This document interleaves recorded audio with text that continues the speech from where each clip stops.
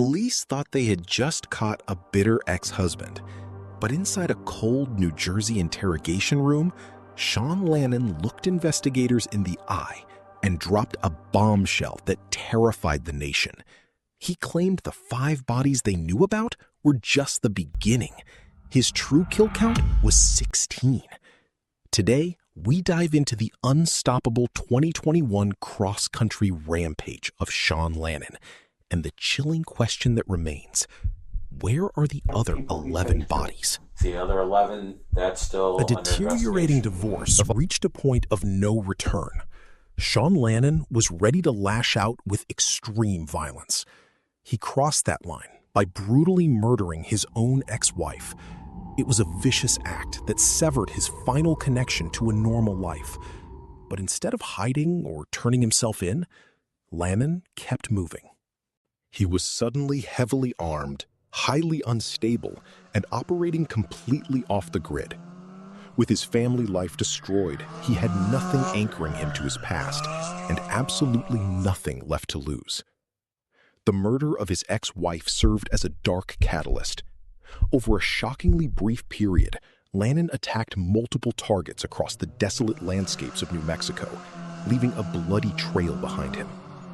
Investigators soon linked him to a total of 4 dead bodies within the state. There was no clear pattern to who he chose or why, making it incredibly difficult for authorities to predict his next move. It became obvious that local law enforcement couldn't box him in. Lannon fled New Mexico, driving directly across the United States toward the East Coast. Tracking him across this massive territory created intense jurisdictional friction. Police departments had to coordinate rapidly, while the public remained largely unaware that a spree killer was moving quietly through their towns. He finally stopped in New Jersey, arriving in a quiet, unassuming suburban neighborhood far removed from the desert. Here, in March 2021, Lannon struck again, claiming his 5th confirmed victim. East Coast authorities immediately mobilized, launching a massive manhunt. They finally cornered Lannon and took him into custody.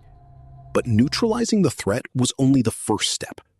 During the interrogation, instead of asking for a lawyer, Lannon began to talk freely. He told prosecutors that the 5 murders they knew about were just a fraction of the violence. He openly claimed he had actually killed 16 people. The legal system moved forward with the hard evidence they had. On May 31st, 2024, a judge officially sentenced Sean Lannon for the 5 documented murders, closing the book on his verifiable crimes. But that final ruling leaves behind an uncomfortable mathematical gap. If his dark confession holds any truth, there are 11 victims still unaccounted for, buried somewhere out in the vast American landscape, just waiting to be found.